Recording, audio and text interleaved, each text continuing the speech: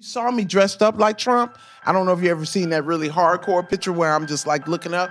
It was fucking great because I hated Trump. When Trump came there, oh man, I was punking the shit out of Trump. What'd you do? I was just like, shut the fuck up. Like, get away from the fucking cue cards. Like, the fuck. Like, they had one sketch where they wrote where I was beating him up at the end, and of course that got cut. You told him to shut the fuck up? All the time. Like, cause shut up. Like, you're changing the card. You can't change the card. The fuck are you doing? Like, nobody was, I was like, yeah, he's the apprentice. Why are y'all scared of the apprentice? Is there a story from when? No, it's no story. I just didn't. But you know what? This is the thing about everybody need to fucking understand an entertainer and actually looking at an entertainer and why sometimes people don't listen to entertainers. Like, we're the best readers in the room. I'm a fucking comic. I do crowd work. You don't think I see fear? The Touré show. Okay, though. The Touré show. Okay, though. That might be the best question I've ever been asked. You're a phenomenal person. I mean, you legendary. I am a fan of you, my brother. Leslie Jones is one of the great comedians of our time. I remember watching her on SNL and being like, how much is she like this actual person? Well, she's here today, and I'm going to talk to her about comedy, about growing up, and how much she is really like that Leslie Jones persona that we see when she gets on stage. This is an amazing interview where she holds nothing back and keeps it extra real. Let's get into it. It's Leslie Jones on Touré Show. Leslie, how are you? I'm so glad that when he came to get us, he was like, Touré's on his way. I was like, thank you for letting me know how to pronounce his name. Because the whole time over here, I was like, Touré. No, it's Touré. If I get in there and fuck this motherfucker's name up, man, he ain't gonna never forgive me. It's Touré. To like, yeah, okay, Touré. Yeah, Touré. You know you look like Philip Michael Thomas right here in this picture. I swear to God, I looked over here, I was like, oh God, Sparkle. You know, I loved him, Miami Vice. Do you understand that that's what I wrote on my list when I was talking to God? I want my manager to be like Philip Michael Thomas because he loved them girls. He loved them girls. When he was playing that piano when Sister left, that was the most insane scene I've ever seen. That motherfucker put his all in him. The fuck out of here. I have a vision that comedy is you are either a material person or a phone book person. And like the material people like Chris Rock, like every word must be manicured in the pauses.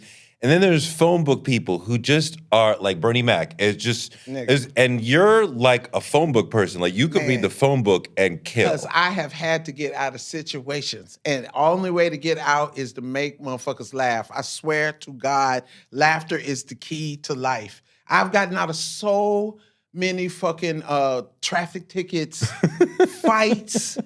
You know what I'm saying? Because you don't understand, like, when you at a hostility range of, like, you want to fight a motherfucker, and then somebody look at you and go, come here, man, give me a hug, man. We don't want to fight. I ain't trying to get my ass whooped today. Why you want to whoop my ass? But you can just say the most basic shit in the Leslie way, and it's big and it's funny. Insane. And that's saying that, you know, that's what Chris Rock used to tell me that. He was like, become the comic that people don't even care what jokes you're doing. They just want to know what you think about it. that's you. Yeah. You come out with this howitzer personality, right? Big voice, big energy. As soon as she says hi, I'm laughing. Oh, man. Like, you know, that's what I got to do. You know what I'm saying? Man, you way taller than I thought. All that. You way taller than I thought. Me? Yeah, I thought you was going to be a little short motherfucker walking in. I was like, his name is Toure, and he looked like Philip Michael Thomas. He's obviously going to be 5'3". Then you come in and you about a 5'11", maybe about 5'11". And I love the hair. Thank you. No, this is before we start. I got an actual question for you. Come with it. Because I've always thought that. I said I want to have that conversation with him. Yeah. So when I was younger and I would see Don King, I would be like, what the fuck? Like, what is this with his hair and shit? Like, this is some bullshit. But then when I started wearing my hair in the crazy mohawk, I started understanding, like what India Ari said, it's not about your hair. So every time I see you, I'm like, I love him and I love his hair. I love it, just like weird science type shit. Like, I love it. So what do you think about that? What do I think about? I understand that hair is a symbol of vitality, and having a lot of it and like letting it like fly. Like we both are kind of like, it's kind of like it's kind of not that far from how we woke up. Yeah, we shaped it a little bit, but I love it so fucking much. But it's like, you know, as big as we can have with curls, and it's like. It says vitality. It says, you know, like I'm here. I feel like almost you're like tapped into the universe a little bit. Like, well, I feel like also when I stopped getting my hair permed, I feel like I was killing my hair. My hair used to be real happy. Like it used to be happy because I would get it permed, it'd be bouncing, it'd be thick, it'd be shiny, and it'd be happy in the hairstyle it is. After the mohawk, it's, you know, a couple of bad hairdressers, you know, messing my hair up. I just really felt, especially during COVID, I literally was gonna get a touch up, and I remember my hair being like, "Nah, cuz I hate that shit." you know, I haven't had a haircut since before COVID. Yeah, and I'm don't like, get one. It may not. No, I may never get another one. I grew all my shit out, and then it felt like my hair was like I'm stronger, like it's stronger, and it's growing in places that it didn't before. It's just so strong and thick and nice and coiled. And then I found out that my hair wasn't nappy. All this time I thought naps. Your hair's not nappy. No, it's a coil. It's not nappy. That's a coil. Do you know your like number? That's what I learned. You know that. Do you Yeah, know that's your what number? I you think like 4C 4 or or 5 or something. I don't know, 6 or 7. I don't know. The No, motherfucker 5. is. I'm all over it. If you're trying to be the best, I'm a 10, bitch. You know what the fuck? You know what I'm saying? I think you're like a 4C, I think. Well, isn't that what you buy though from the 4C? Okay, yes. How this motherfucker know? See, that's nerd shit right there. When you can tell me what type of hair I got. Shit. I don't even know my blood type, motherfucker. How I know what my hair type is? I have no idea if I can save anybody's life in this room. I don't have no idea. Are these bits? No, This is just you. So you're just having fun with you just a funny. You're just a funny vibe, just all day long. I'm insane. That's what I think. I think that's why I can't marry a guy that's just like me. They be trying to set me up too much because we'll never get invited nowhere. No, but there has to be a listener, and if you're gonna do most of the talking, somebody has to be willing to do most of the listening. Somebody doesn't know me. Like, how the fuck you know? I might be quiet when I got a man.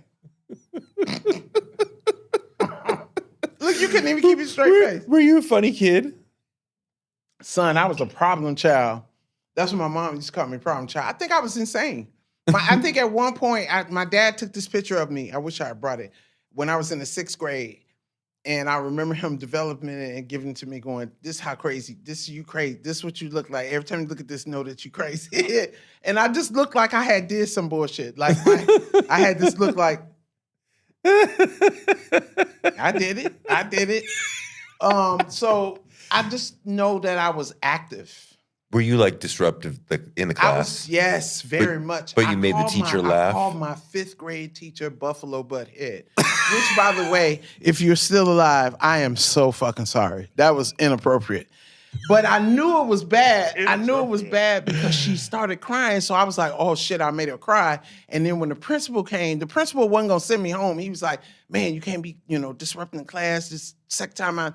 And he was like, what did you call it anyway? And I was like, Buffalo Butt Head. He was like, oh no, you gotta go home. That is just, and I was like, well, damn. So I went home and I got my ass whooped. My dad didn't whoop my ass. My mom whooped my ass. But my dad was like, what? And when I said Buffalo Butt Head, he just cracked up because he was like, yeah, you can't. Buffalo Butt. I was like, JJ say it all the time. JJ say it all the fucking time. Good times. Yes, Buffalo Butt Head. That's where you got that from. Booger, you remember Willona used to say Booger, used to call him Booger? I ain't know none of that shit was bad. I thought it was good if fucking JJ said it. My dad was like, you are not fucking JJ. Yeah. I used to get in trouble a lot. You are kind of like JJ. Wow. Okay. Listen, that's the same. are That's you- strike two. That's strike two right there. That's That's strike two, Philip. Listen. Is there not some kind of relation between the Leslie Jones character persona and the JJ persona? I think there's so many characters I could pick out for you that I have learned how to be funny from. Please. Like, okay, well, Buster Keaton, first of all, was absolutely my favorite person to watch because he was like Jackie Chan. Like, he can convert. He didn't have to speak. That was important. Very physical. Very physical. I love that. John Ritter and Three's Company. They're so. What about John Ritter? Because the way he fell over a couch, the way that something would happen, he'd be like, and it was always just so hilarious to me. Lucille Ball is, for me, the master of face. Like, she could tell, she didn't give a fuck how beautiful she was, but her and Carol Burnett can literally tell you how they're feeling with their eyes. And it's mastering those little mechanisms of comedy. So, like, I would watch Flip Wilson, Esther on Fred Sanford, the back and forth with her and Red Fox. Yeah. Oh, you big dummy. Like the stuff that they would get away with. Just all in the family. Like it's so many comics that I watched back in the day. But I think the one that touched me the most, the one that I do remember, and I would say it was awakening. I think I felt like I woke up when I heard this man and of Richard Pryor. Right. Richard Pryor was doing the joke, the concert with the red shirt and the black pants. And he was talking about his dad and how his dad would be like, get in the middle of the street, I'm finna start the car. And I remember busting into laugh because my dad would do that shit all the time. Like, he was like, you know what? Just go get the baseball bat. I'm gonna put you through. It would just, and I didn't know where he got it from. And then my dad in his earphones, because he was a DJ, every night, when he would drink, he would sit in front of his record player and stuff with the earphones on and listen to music. And he always listened to Pigfoot. Here come the judge. Here come the judge. Everybody look, cuz he come. And I just always would be like, what is he listening to? What is that? Like, So I got in trouble a lot by sneaking his albums, Millie Jackson, all that. And I was like, So I think it was always in me as far as like, just like performing and finding where I was. And I was an active little kid. My mom just put me in everything. And, I always loved choir, always did that. But again, never thought I was going to be a comedian. I always thought I was going to either be a DJ or, like my dad, an electronic engineer. But how did it get to comedy in college? For sure, because I was not doing good in college. Oh, my God. I would wear glasses that had no lens. Like, the teachers fucking hated me. They was like, oh, God, you better be glad you know how to play basketball, bitch. Like, you were good? Oh, my God, yes. I could grab the rim. I was just You could dunk? Oh, I pull yourself up and do that. Okay. But not no straight off dunk. Okay. But I could pull myself up and do it. But I knew girls who could, though. So, like. You had a J? I had a who? A jumper. Okay. Did you? A J. Is that basketball talk, Touré? Yes. I don't think that's a real term. You had a J. What the fuck? I thought you were talking about a joint. That's what we call a joint. Did we have a J? Yes, I did, Touré, earlier. If you trying to ask me a motherfucking question. Did you have a good jump shot? I had a jumper, but my coach made sure that I knew that I did not have a jumper because every time I would jump any farther out of the ring that he would let me, he would pull me out the fucking game. So you were more of a center? No, I was like Dennis Rodman. Power forward. Like I was a power forward. I'm not even in the scoring. I was a defensive player. So rebounds, block shots, scaring the shit out of, like I would say, this is my house. Oh my God. I loved the zone. Like they don't play the 2-3 zone no more.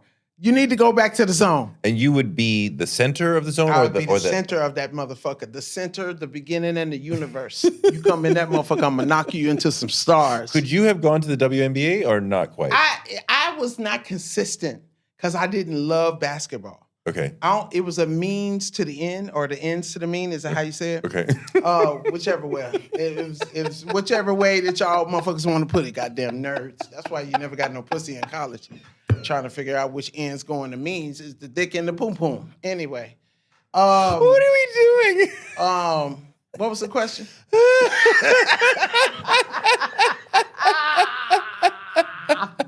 How did it make it to comedy? How'd you make Shit it to like comedy? that. Like, just, I didn't know I was funny. I thought I was just entertaining, if that makes any sense. Like, because I wanted people to invite me around. And I noticed that being goofy, people liked goofiness, and people liked when you went all the way with it. Like, I would go all the way with it. Like, I would just become the character. I would just, This is just you, like on the quad or at the like, lunchroom or my friend whatever. called me this like maybe about a month ago. She said, "You're just a cartoon character, bitch. She's like, it's just like you're fucking crazy." And I was like, I don't want to be like that all the time, but I'm pretty sure it was in compensation of me being tall, not thinking I was attractive, or always being made fun of. I got to be able to protect myself. I got to be able to have a nice personality. I got to have something. You know what I'm saying? I'm not really good at basketball. I'm failing in school. The fuck am I gonna do? So I thought it was just gonna be a really good bartender waitress. You know what I'm saying? Because I could really get people's attention when I was doing it. So I was like, okay, I'll do that. But I was in college still. I had got sent to Colorado State with my first coach in college. And because he was like one of those like trying to save me, he would always say, I don't want you to end up behind a broom in Linwood, Leslie. Oh. But I still did. I still went and lived. So you. Literally, that's what happened. So like, I was walking through, he had transferred me to Colorado State, and I didn't know anything about red shirt. Okay. I didn't know I had the red shirt. And that's like, you have to do all the practice and shit, but you don't get to play. Man, fuck, what? That's like telling me you're not going to pay me at a gig. The fuck out of here. I can't get none of that back. I can't get no credits for that shit. So I started really knowing that basketball wasn't my thing. Like, it wasn't something I loved, because like, even if I was red shirt, I should have been like at every practice, like, yeah, I'm gonna learn to play. You know what I'm saying? I should have been that. I was not.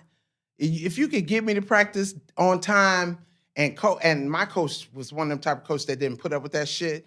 So at the same time, he knew I was shy, but then he introduced me to the Black Student Union. And that was it. After that, I met Danita Abernathy, and we partied.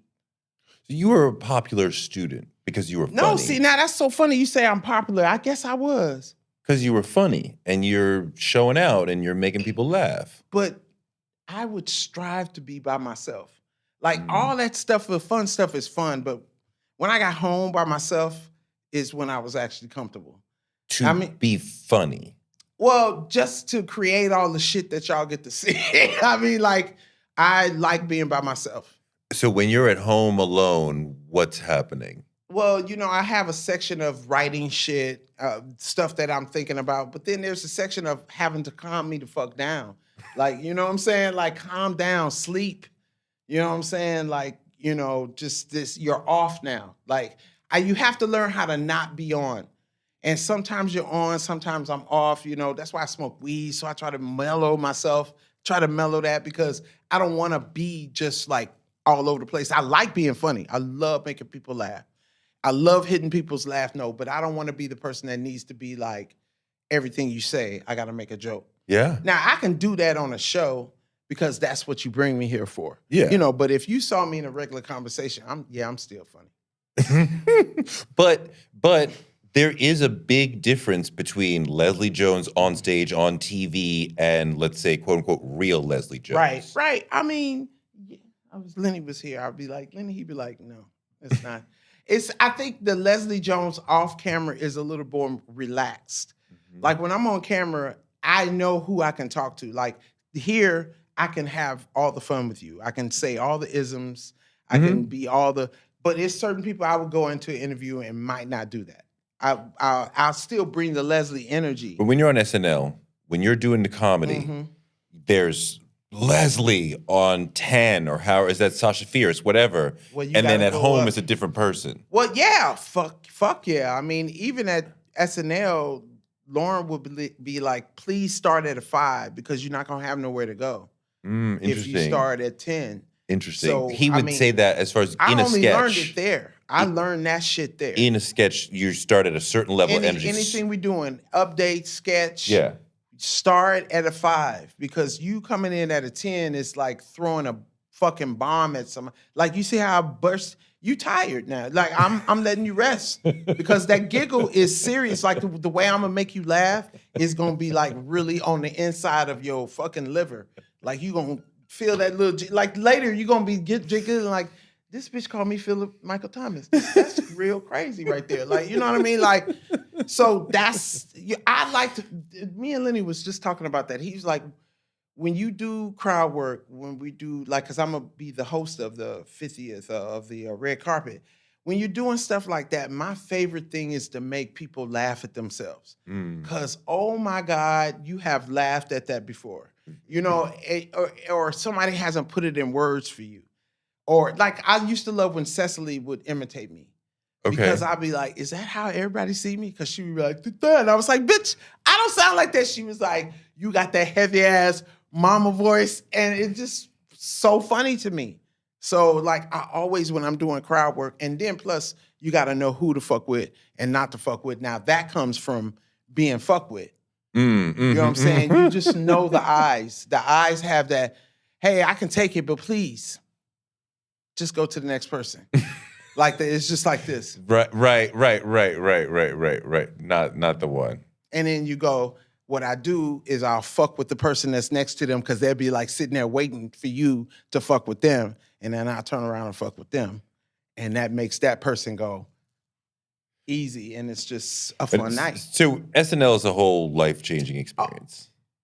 SNL was very much like college. College. And it was 4 years? 5. 5? So yeah, college. College. It was like college. You learn how to produce, you learn how to direct, you learn how to cast, you learn how to sing, you learn how to write, you learn how to do everything there. You learn how to costume, you learn how to do everything there. They make sure you learn everything there. You know, even if you're not getting to do it or getting to do it, you learn all that It's a crazy high pressure environment. It's a very high pressure. I mean, oh my God, the writers be like, it's like Hunger Games in that motherfucker, man. You might get hit with a bow or some shit because the motherfuckers be, man, competition. Because you go to the table with 40 sketches and you got to pick 8. So can you imagine? It's Ash Wednesday. Like today is Wednesday, right? Yeah. They're at table read right now, watching their life pass them by. Like literally, the spirit of your body leaves your body and come back in when you see that sketch going back. And you'd be like, oh, fuck. Because this is the worst thing to happen is that Lauren, during your sketch, pick up his phone and start playing. That's the worst reaction you can get from something. And sometimes he just be checking his phone. But if you can see, because he has to narrate it. He narrates it. So if you can hear him going, on the day of, you'd be like, oh shit, this is not going good. This is not going good.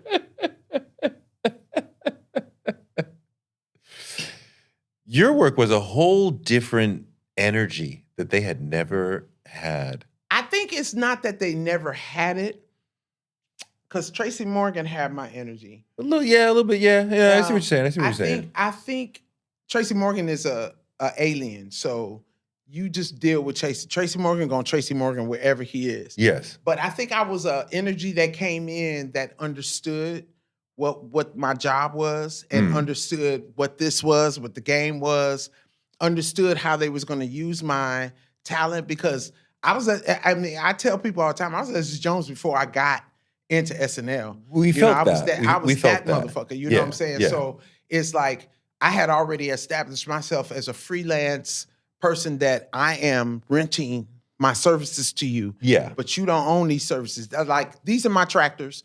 You can rent these tractors, but you don't get to keep these tractors. And you don't get to treat these tractors bad. Yeah. You know what I'm saying? You keep the maintenance up, all that shit, or I'm going to charge you. So it's like I came in there with a whole different attitude of like, nah, motherfucker, I'm not gonna make it. And like I'm gonna do my thing here, but I'm gonna do this whether I make it here or not.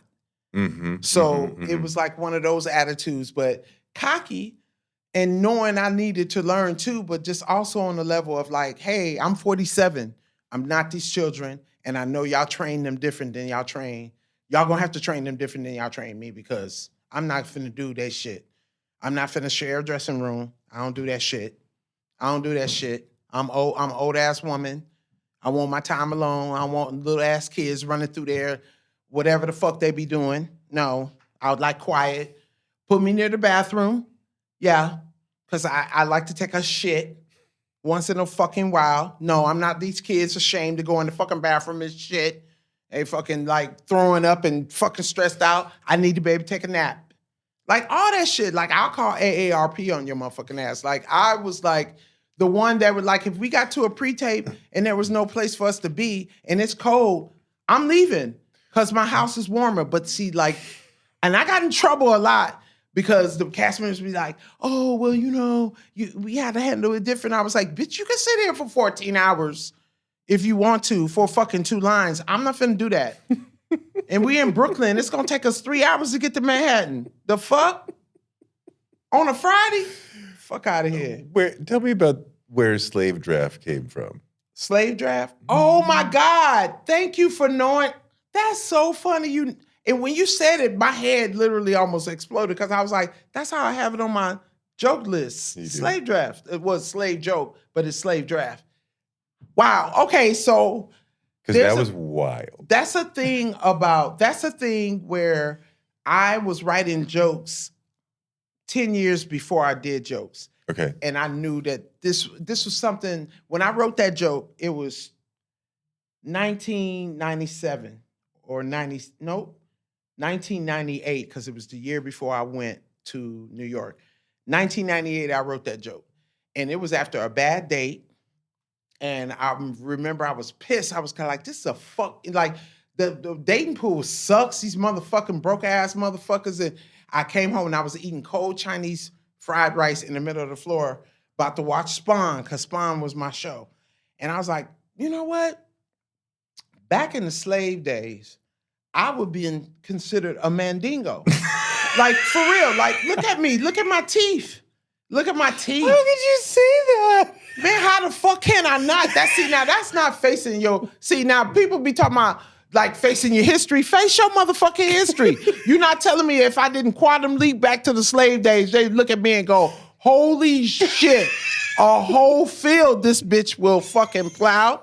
So I'm a big bitch, so of course they're gonna breed me.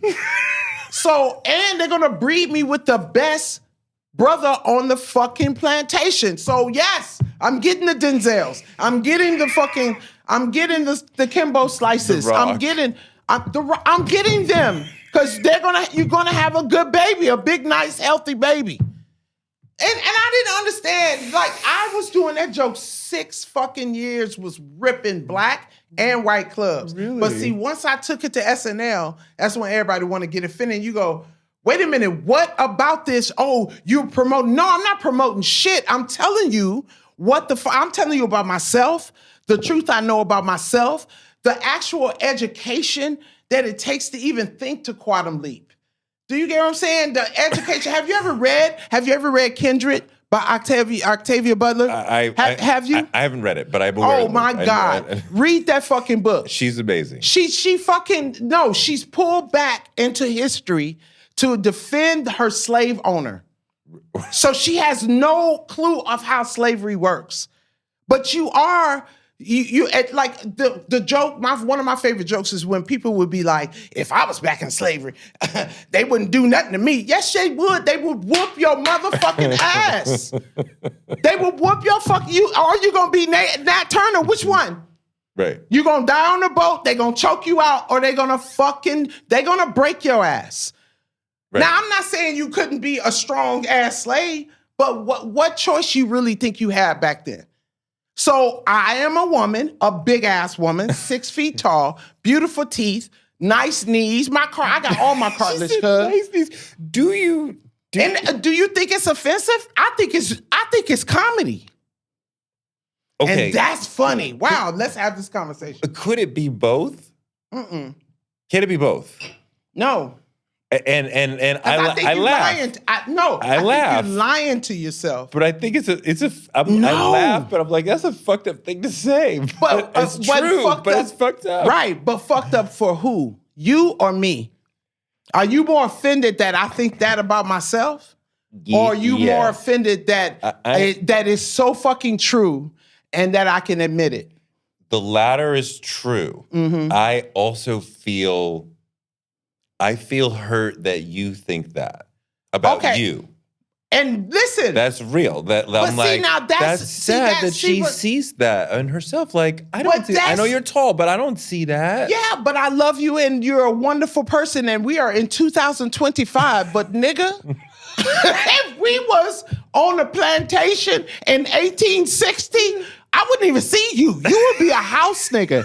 You would be under the foot of the fuck out of here. Are you fucking kidding me? We never even know each other. Listen, you would stand on the porch and you wouldn't say, I'm sad for her. You'd be like, get your motherfucking ass over there. Master needs some fucking lemons for his fucking tree, you big bitch. You know you can reach it. The fuck out of here. I think if once we start really being out of denial about our history, we'll be more just like effective in expressing it. You know, I do like to see a joke that like only that person could do that.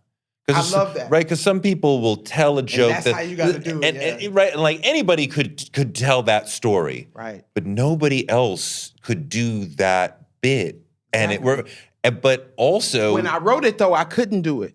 the Kyle stuff, the whole long ongoing, I'm in a relationship with Kyle, plays on the same note, does it not? Well, I don't know what note it played on because I hated every one of those. He brought that idea to me and I hated it from the beginning because I never would date nobody like Kyle, but they thought that shit was so funny and they thought it was funny because I was a big ass bitch with this little white boy. Yeah.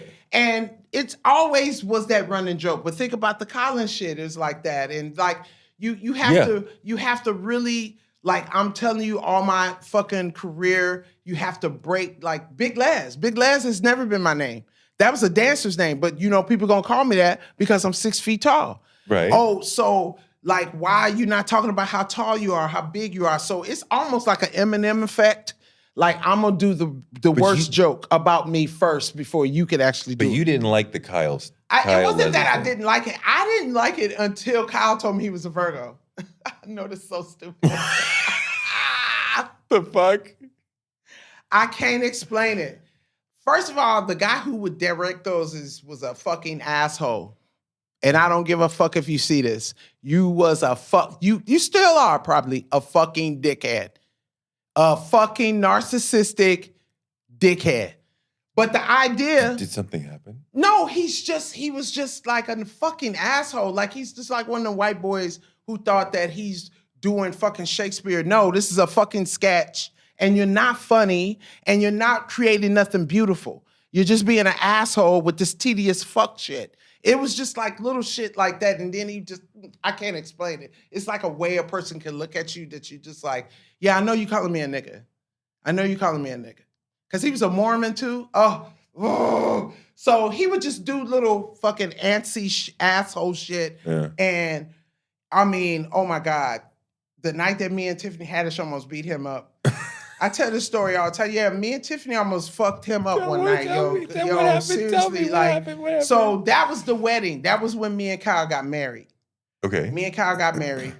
I say I'm gonna get in trouble with all this. I don't care. But me and Kyle got married, and I already just didn't like him. And we were going so long. It's 2:00 in the fucking morning, and no, it's almost 2:00. It's like 12 to, and it's on a Friday night. Yeah. So we got to come to work the next day, and you still shooting this fucking pre-tape. So we're like, what the fuck? Like, why is it taking so fucking long? We're waiting on Lauren. No, you can shoot Lauren's part when he get here. What the fuck? Like, it was so annoying. So he comes to the back because I was like, yo, I'm going home. Yeah. Y'all done had me here since 4:00. I got to come to work tomorrow. So they got this big wedding dress. I'm in this big wedding dress. I didn't already cut I still got this cut on my arm. I cut my arm with the wire that was in there, so my hand's bleeding and shit. I'm like, no, I'm going home. This motherfucker was like, what makes you so fucking special? And I was like, who the fuck you talking to? You, I'm talking to you. What makes you so fucking special? Like, Lauren is this, and then I said, motherfucker, I know you're not fucking talking to me. What makes me special is that the fucking sketch is about me and Cal, not you. So what the fuck? Like, he started, I was like, yo, you need to step off because I'm about to fuck you up. I'm about to fuck you up. And like, I fucked up dudes before. So all I'm thinking is, like, my dad was an army man. He has taught me too much because all I was thinking was what I was going to hit first. And he got this big ass Adam apple. That's like, hit him in the Adam's apple. That nigga will not be able to fucking stand up. So I'm squaring off. I'm ready to bring my head up to his chin. I'm ready, right? I'm yelling, like going off, like, get the fuck out my face. And he kept stepping to me. I was like, walk the fuck away. And he kept, no, I got the, he just kept coming. Tiffany comes out the dressing room because that was her week. She was like, what's up, cuz? Like, that's my girl. What's up, cuz? Who the fuck talking shit? Who talking shit? I said, this much, y'all. We about to fuck him. Do you know we had to still go and shoot after that? So this motherfucker would come over and try to give a direction. I was like, don't you put your motherfucking hand on me. And then the camera would come on. Hi. It was, and so every time I see that picture, because they put it up like it's so beautiful, I'd be like, that night was crazy. And what's the name of that all-girl group that's like Hanson? They like the female Hanson. The Chicks? Not the Dixie Chicks. They're three girls, three young girls. Wilson Phillip. Who? Wilson Phillip. No, wasn't them. Yeah, No, hold so on. No, you old. There's some younger girls than that. They're really famous now. You know, motherfucker. You're Younger than Wilson Phillip. Yeah, and they was. What was their song? All I know is that night was so steamy, and they was in the sketch, and all they was doing, you could look like they had popcorn. They was like,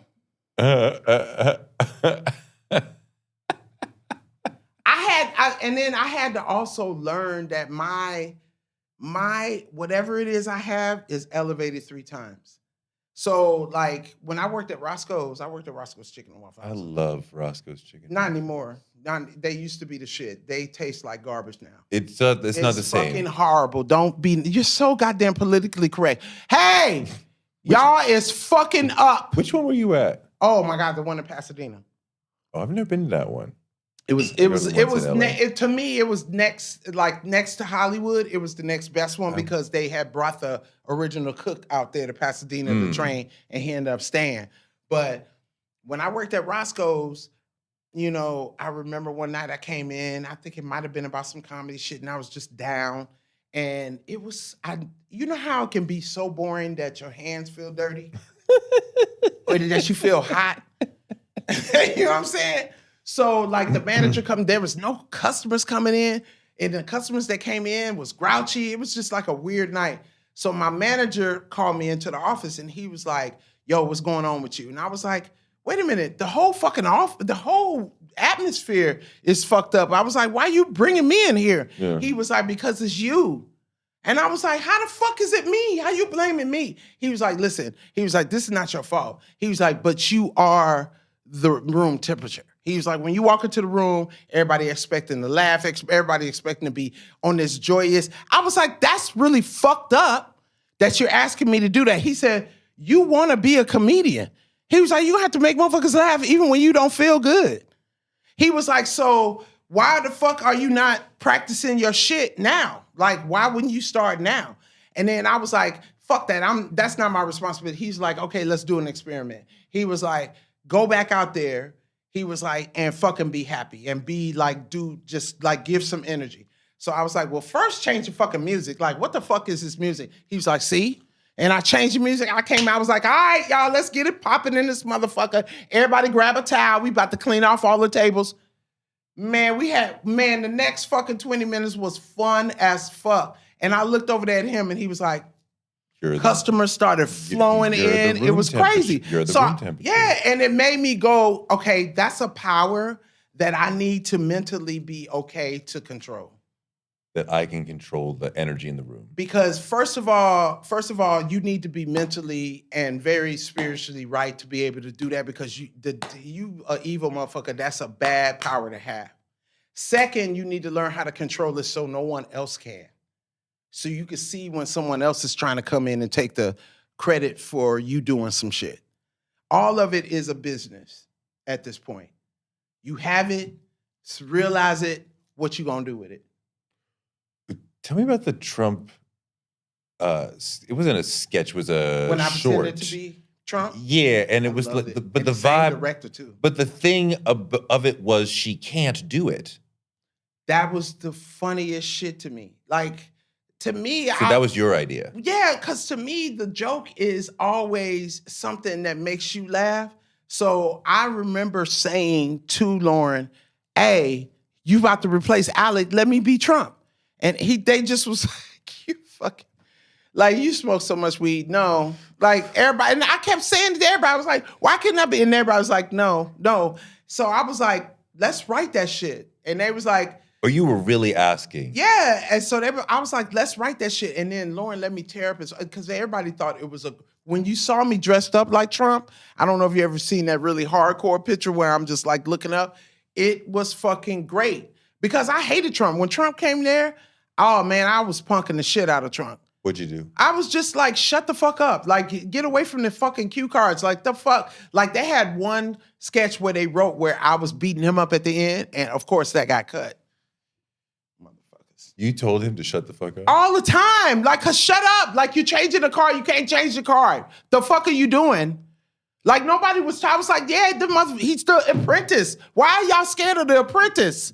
Is there a story from when? No, it's that no week? story. I just didn't. But you know what? This is the thing about everybody need to fucking understand an entertainer and actually looking at an entertainer and why sometimes people don't listen to entertainers. Like, we're the best readers in the room. I'm a fucking comic. I do crowd work. You don't think I see fear? Always see it. When he came into the crowd, to the table read, he had his scripts bundled up in his arm like a little kid. Trump. Like he almost couldn't get it together. And he'd throw them on the table. But then he grabs his flip phone and flips it open and goes, yeah, sell. Yeah, sell. Like he said it loud enough so everybody could stop and see him and not see that fear. So me being the person that knows how to do stuff like the feed and the shit, I was like, how much money did you make, motherfucker? How much money was that phone call, Trump? And he was like, tell you, you know what I mean? 101, communication 101. That's all that Trump pulled on everybody. He's a snake cell Osman. And in the SNL environment, you were able to bully him.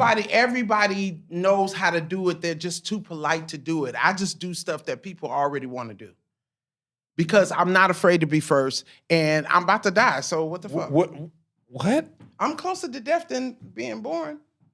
Oh, you're not about I'm to. 57. I know, but you're not about to. Well, I'm not about to die right here in front of you. Don't nobody want to die in front of Philip Michael Thomas.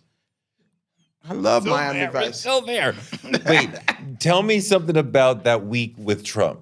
Like, I mean, they got a picture of me and him together after the fucking host meal. And listen, we were all sitting, like, Keenan was supposed to be at that dinner, but for some reason he got hurt and Taryn took his place. So imagine me, the only black motherfucker there, and I'm sitting beside, Ivanka's husband? Jared. I'm sitting by Jared, and then Ivanka, and then Melania or whatever her name, Millennial, whatever the fuck her name is, sitting by, and they all sitting right there, right?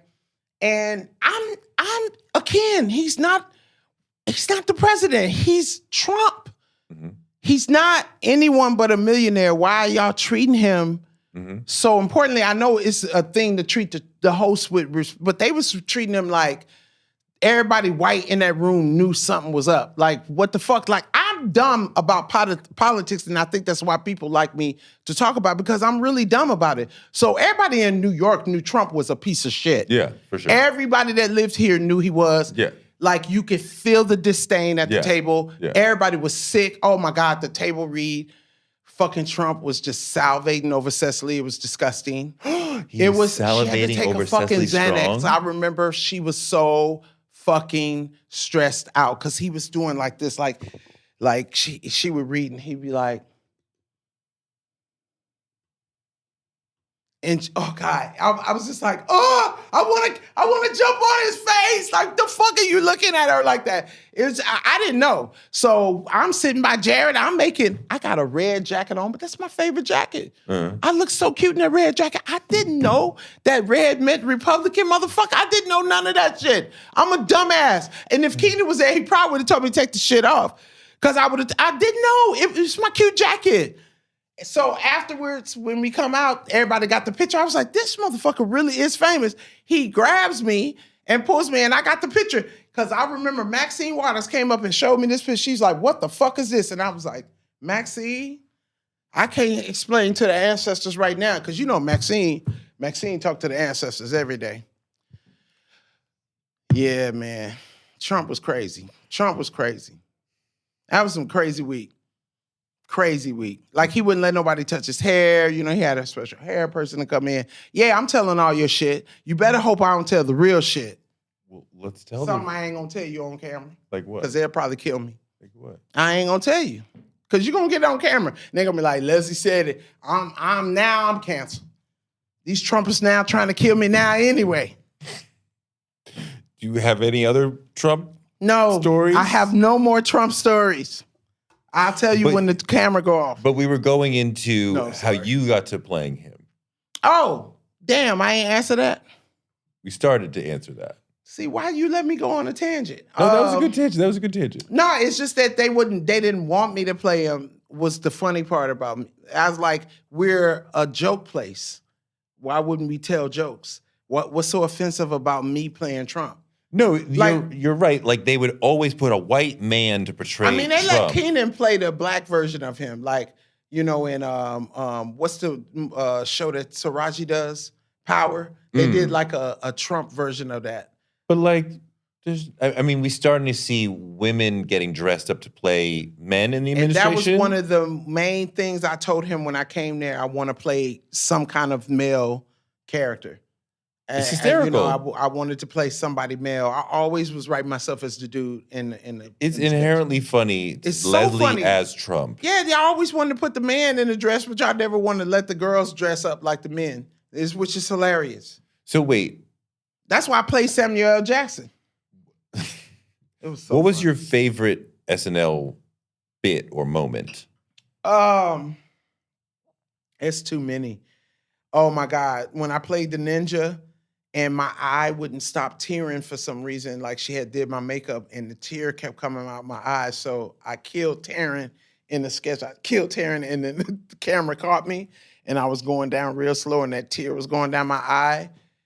We were laughing so fucking hard. It was just, I know, see, it's an inside joke. That's when Lauren hates those. But Hates what when you inside jokes. He hates when people write jokes about shit that only us laugh about. right He hates that shit. because it's supposed to be for the audience. Yeah, and he's like, that's really pretentious. You're just really showing off now. Like, stop. Like, write some shit. Like, you know.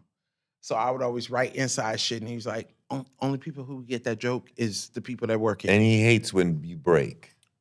He doesn't hate it. He doesn't prefer it. But if you remember this sketch that I did with who's the dude that's in Pineapple Express with Seth Rogen? What's that dude name? Who? Yes. James Franco spit blood in my mouth.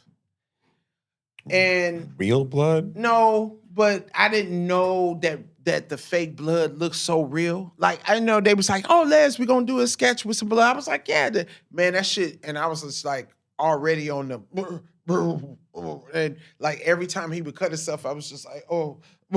And then I came up and he precisely spit that fake blood into my mouth. And I threw up in my mouth, but I didn't want throw up to come out on live, so I swallowed it.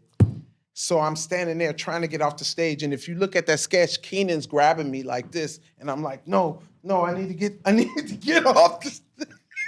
If you go look back at that stage, and Franco and Kate are in tears, I'm like, I was so fucking mad. But it was like a Lucille Ball moment. Yeah. It was Yeah. fucking crazy. That's fucking nuts. Yeah. So that's the moment you're proudest of. No. All my updates. Yeah. All my updates. All of my updates. The Handmaid's Tale one was one of my favorites. Yeah. Anytime I got to flirt with Colin, anytime I got to insult Che, it was my just anything that was just like with my friends. You know what I'm saying? Like, I loved when they put me in on some. I have to say it was like for basketball for me. But I loved the practice still. I loved the practice and the playing. So it was like every Saturday night, no matter what was going on during the week, Saturday, it's fucking showtime, baby. I would wake up like it's game day. It's game day. Get the game meal going. You do stuff that only you do on game day. Eat a gang of salmon. Did you do it 3 times in a row on Saturday? Did I what? Do you do the show 3 times in a row? Rehearsal. Right. We do a rehearsal, we do a dress, and then we do the live. But is there a different one for the West Coast? Yeah, well, the rehearsal is stuff that this is the lineup for right now. By dress, maybe 2 then already got cut. Mm-hmm. So you start with like 12. Then maybe 2 then got cut. And then they start figuring out the time. And they're like, oh, cut this, put that here. Oh, we'll do that next week. So by the live, 12 sketches is cut to 8. Mm-hmm. So, yeah. So, okay, why did it end? Did you walk away or did they say enough of you? No, it was time for me to go. I made the decision that it was, if I did not leave when I left, I wouldn't have been able to leave. Why? What do you mean? Because it's like I was getting older, you could get settled into stuff like that, and they wasn't really using me the way I wanted them to use me. They was making me a character of myself. Mm-hmm. And I just didn't see them changing, which they don't have to. They're a successful industry, and I wanted to do more. I want to do more. I want to write. And I couldn't do that there. And New York, I know y'all New Yorkers are gonna hate me for saying this, but it's hard to live here. I get so sick. I was so sick when I left.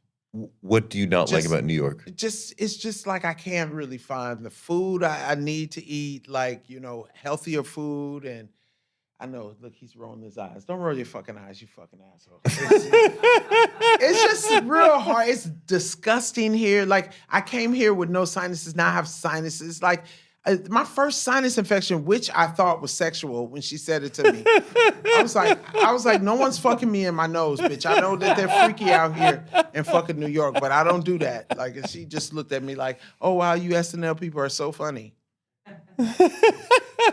Take these antibiotics.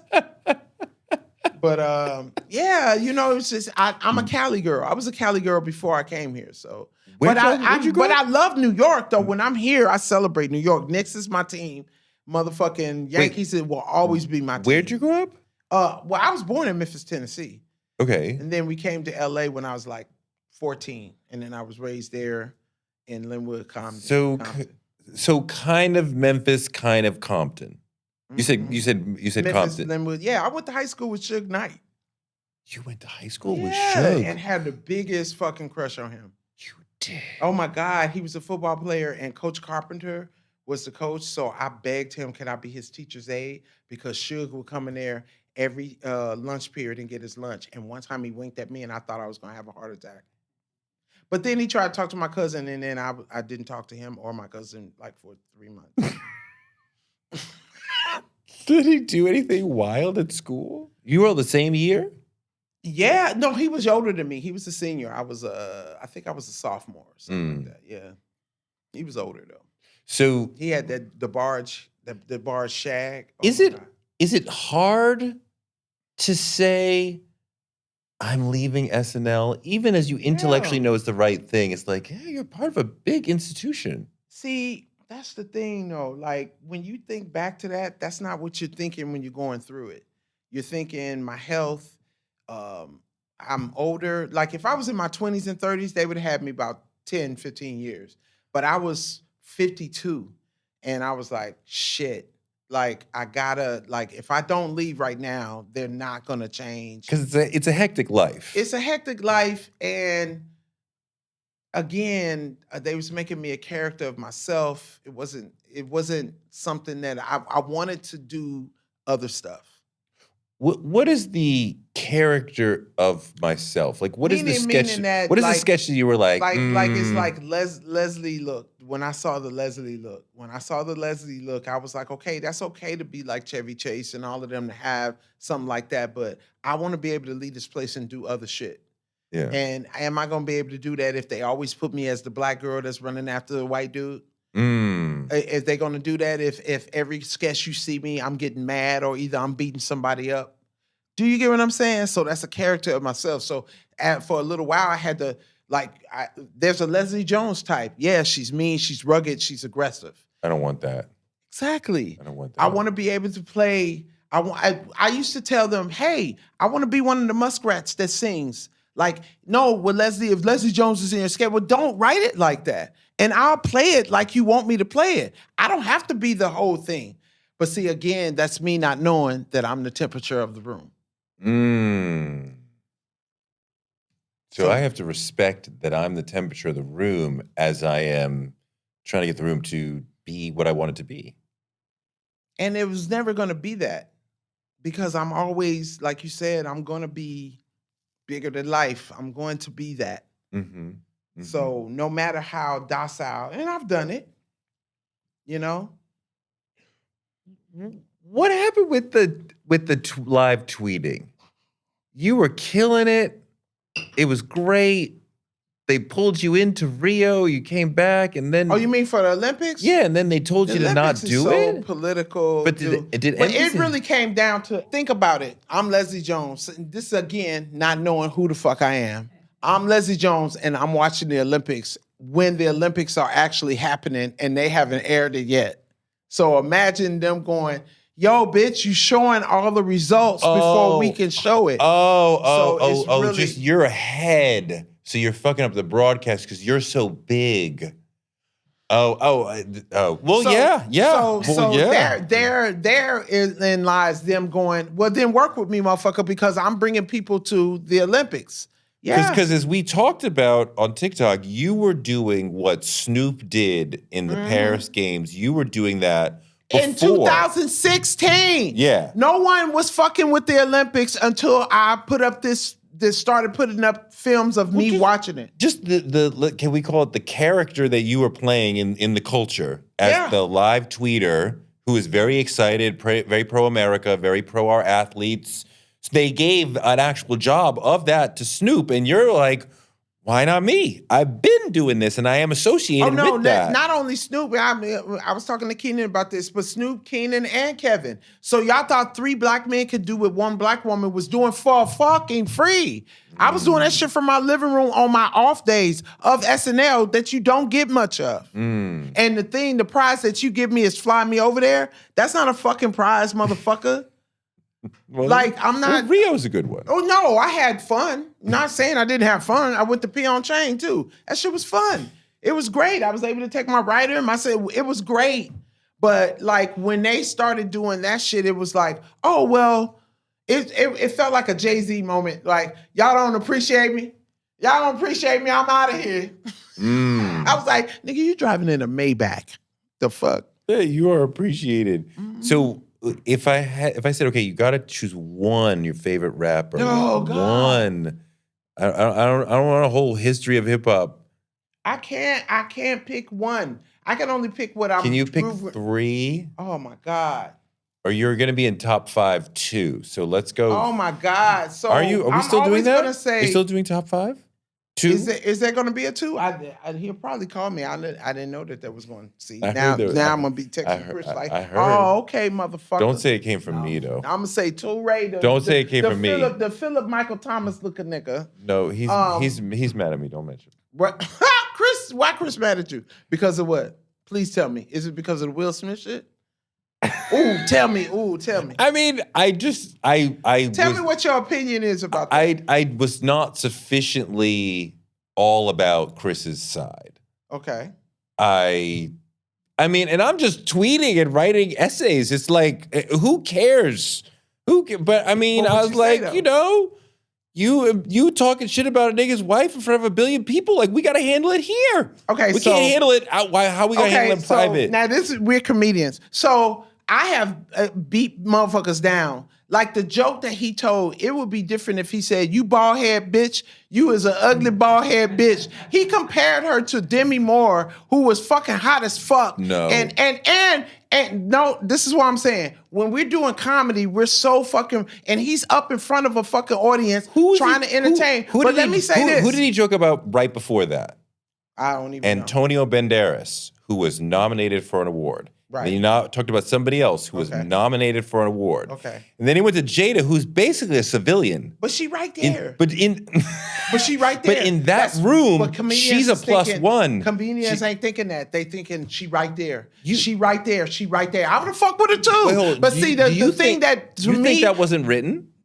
No, I think that's a comedian thing. I think it's a comic thing, and I think it's like, yeah, I'm fucking with you, and I don't know the history between them two, but I'm a comedian. If I was up there, I would have fucked with her too. I don't know if I would have said G.I. Jane, but I'd have been like, hey, what the fuck is up? Like, you know what I'm saying? I'm gonna say something. We could set it off, bitch. Let's set it off. We could agree. If Will had gone up there and like put his arm around Chris and was like, she has alopecia. No. Now, what should have been done, because this is where I am with it. I'm mad at both of them that y'all did that shit at a white event where they already don't want us there.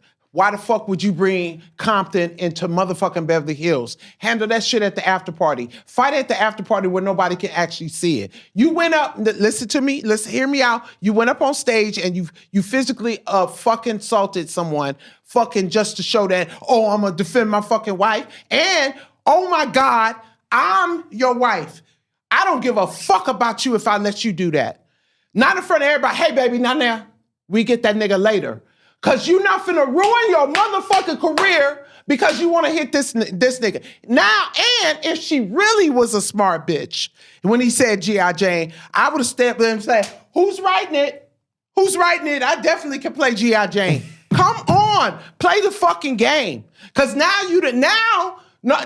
it's like, do we like Will anymore? Do we like for real? It's a fucking war that distracted us from it with bullshit. Over a fucking joke that wasn't even that fucking bad. It wasn't bad. Look, he didn't like the slave joke. He said he feels bad that I feel that way about myself, but it's like, yeah, hilarious. Like it's like no, it was funny. No, it was funny. It's a self. It was but very. You need to understand, comics are into self-deprecation. Yes, and they're also into making a person laugh at themselves. Now, some people are not that good at it. Some people are really good at it. Why are you pointing at me? No, I'm saying, like, you know, when you're doing this, but when Chris was up there performing, and this is real talk. This is he did a joke. You address him afterwards because he slapped this man in front of everybody, his children, his mama. Do you know his children was fucked up by that shit? Like, Chris had to go into counseling with his children for that. Do you understand? Like, shit like that. Like, this is what I be wanting black people to do, to just take a second. Because everything we do, like, you did that shit at the Rap Awards, nobody's gonna give a fuck. Right. You did that shit at BET Awards, nobody's gonna give a fuck. But you did that shit at the fucking Oscars. I was mad at both of them. So I just think that, and I'm not saying that we need to shuck and drive and shit. No. But if you're saying you want to be in them rooms, know that I had to learn raising my hands, sometimes it's scary to motherfuckers. Yeah. Raising my voice, it's sometimes scary to motherfuckers. Now, I'm not saying that I'm not going to be who I am, but I'm going to know when to apply myself. Hey, I'll see you the fuck after the show. And you handle that shit at the after party. Hey, nigga, don't be talking about my wife. You say anything else about my wife, I'm going to slap the shit out of you. That's all that had to be done, cuz. That walking up on stage and physically assaulting somebody put you in a whole nother state for me. Oh, you ain't got no fucking cool, son. And I was pissed off at Jada. I was like, how you let your man do that? Hey, baby, you think your wife would let you do that? She wouldn't. She would grab you. She'd be like, hey, calm your motherfucking ass down. We're in public. Fuck that. He defended his wife. Y'all niggas get on my motherfucking nerves. We ain't at the fucking, what's that place? Red Onion? You remember Red Onion used to have the $5 drinks? Fuck out of here. Have some goddamn cool. Is that how you say it? Yeah. I do appreciate that Chris was chill after he got smacked. Right? Like, yeah, man. Like he was He extremely handled it like professional. a fucking great black man. From that moment Because on, he handled. I don't mean no harm. I would have bopped that motherfucker in the back of his head while he walked away. Fuck you, motherfucker. Which would have made it worse. No, let me tell you what I would have did after I cracked the joke.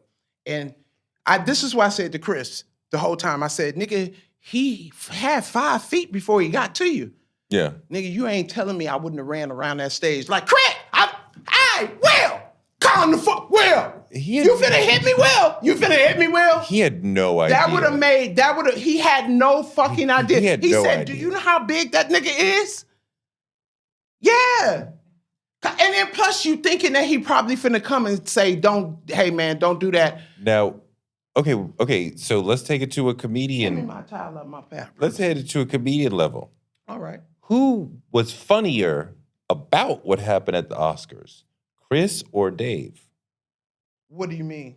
Like, Chris and Dave both have done jokes about it? Like, here's my comedic take on that night.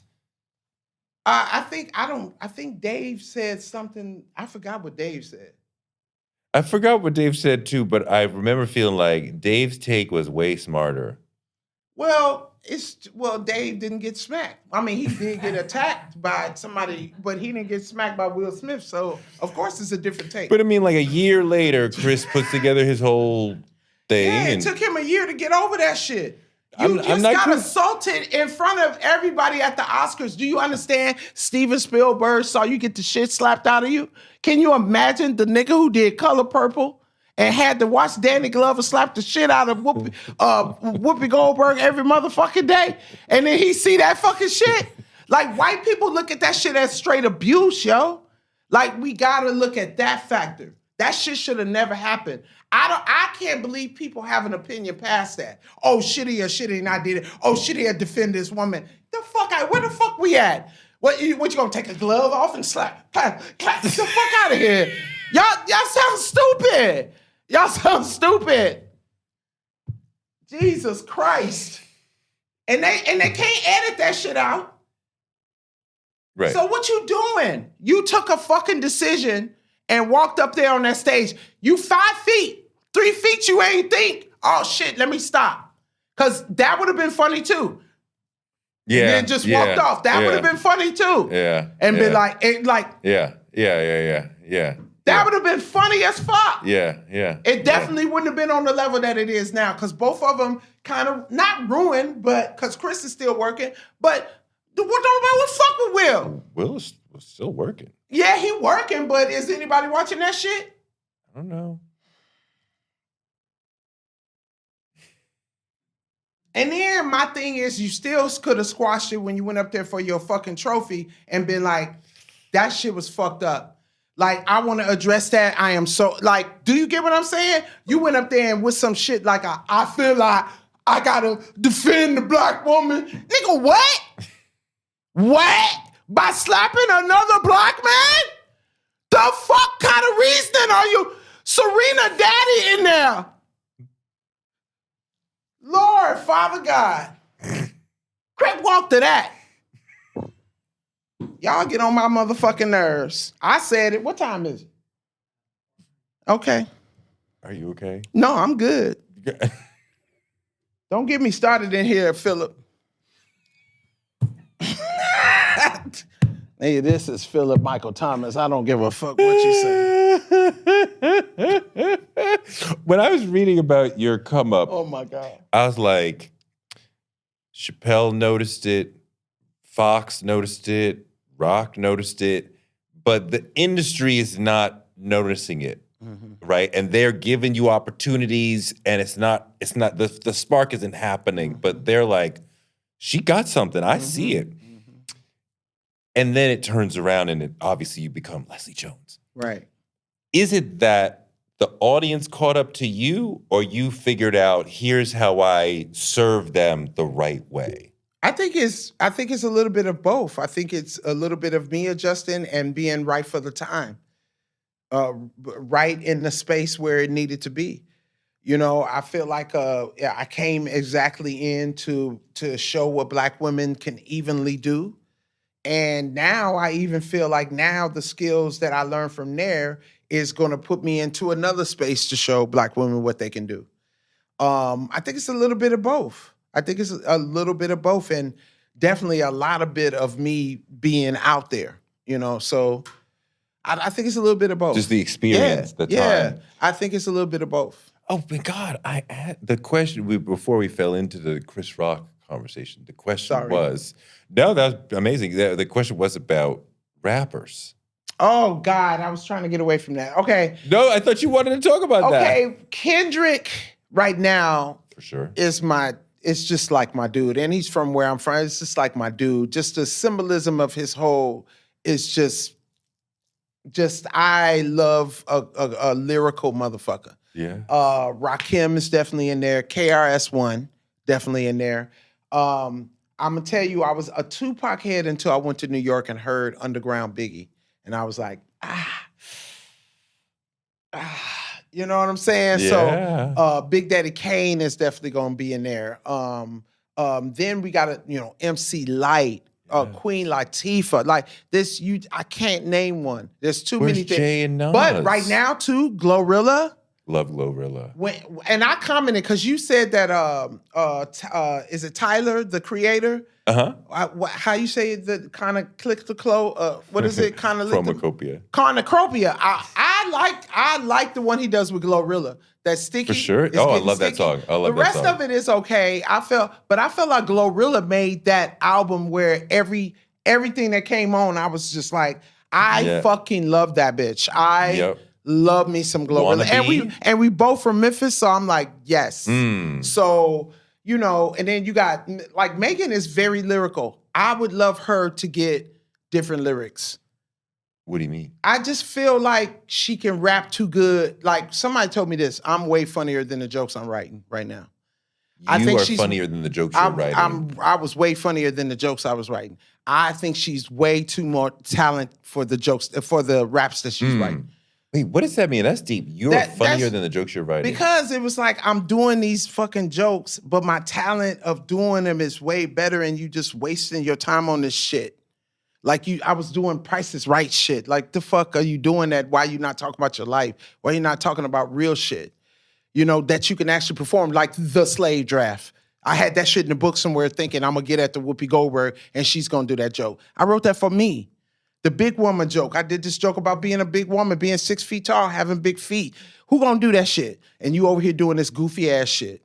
I had somebody in Amsterdam tell me, a comedian, he was like, you're so fucking funny. You're so much funnier than your jokes. And I was like, at first I thought it was a compliment until I went home and I was like, I think that motherfucker shaded me. That's fucked up. But that's part of like... But it made me get into my fucking shit. You have that comedic energy, the phone book comedian who can read the phone book and make you laugh. So if you're going to write out a joke... If you're going to have that type of talent, why waste it on doing street shit? Yeah. Make it go, take it next to the next level. And when you're first starting, get to this level. Which is some Richard Pryor shit. Yeah, you have to get to that level. And then you walk around, like you said, walk around that corner and be like, fuck, yeah, I need to write some shit that's about me. Corey Holcomb. We was in the airport, even though I can't stand Corey right now, because he's just such a fucking, what the fuck is wrong with you? When did you become the person that you become? Anyway, fuck off. But we was in the airport, and me and Corey always fighting. He talked about my feet one time, and I didn't talk to him for 2 years. But we was in the airport one time, and he was like, well, you should be talking about your feet. He was like, you should be talking about, he was like, you play basketball? I didn't even know that. Why you not doing jokes about that? And that's some real shit. Real shit. Like, you just gotta, I feel like Megan Thee Stallion is fucking dope. She looks dope. She should have, I just, whenever I'm rapping, I want to fucking rock. I want to be able to say the shit. I can't say nothing she said.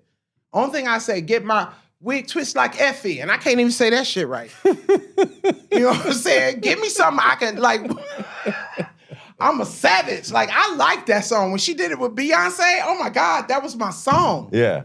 But, you know, I can't sing to the rest of the shit. I'm sorry. See, that's wrong. Okay, who else? Who else? Female. Oh, Doechii. Doechii's the shit. Now, let me tell you why I like Doechii.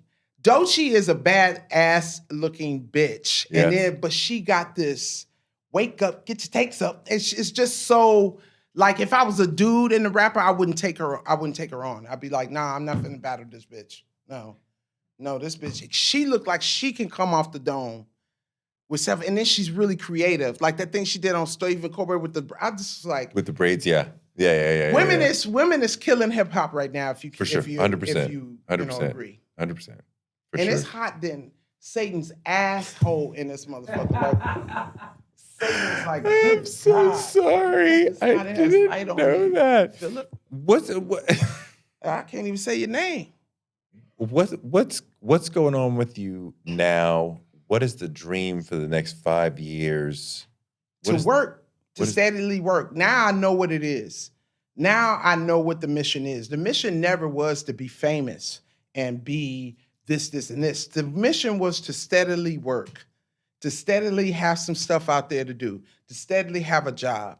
The mission was never to be the funniest or the most famous. The mission was always to be able to pay, to buy your honor house in Memphis. You know, that's what it is, working. As long as I can be able to come in here and say, hey, man, I got my special coming out. I just sold a show with Larry Wilmore. I'm going to be a coach. I got a play that I'm doing next. That's what you want to hear. You want to hear that I'm about to be the greatest person in the world. You want to hear that I am booked and blessed, and that's what I am. What's the Larry Wilmore show? It's about me. It's about when I used to coach kids at the YMCA. What network? We're going to see. Okay. We haven't sold it yet. I love Larry Wilmore. Yeah. We wrote some really good shit. He's brilliant. He is. Amazing. He is. He is. And my special's coming out. It's called Life Part 2. Where? Well, we already shot it. Right. Where? So Where'd you shoot it? We're selling that right now, too. Okay. So you don't know where you're going to place that? We trying Netflix or Hulu, but you know how that goes. We're going to see who goes. How come there's not like a Leslie Jones show?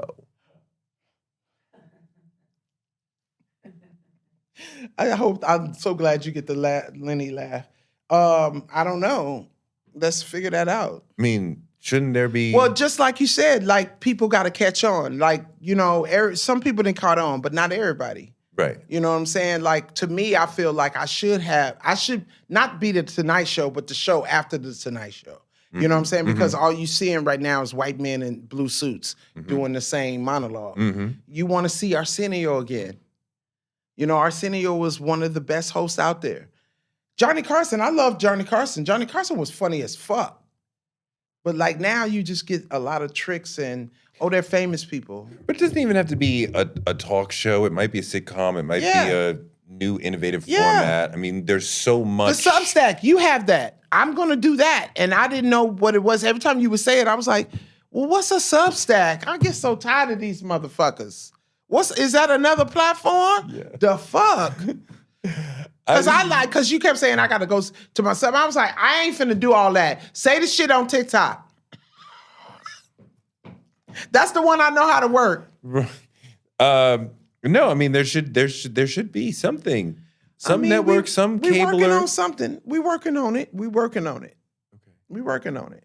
I want to see that. Yeah, and I'm pitching a celebrity temp agency also, so I'm gonna definitely call you to come and temp somewhere. Are you kidding? That would be so fucking funny. Of course. Yeah. Of course. Are you kidding? You call me to do anything. Thank you so much. Thank you. You're wonderful. I had so much fun. That was awesome. Hey, if you like what you saw today, be sure to check out more Touré Show content right here. Don't forget to click that subscribe button for more Touré Show content every week.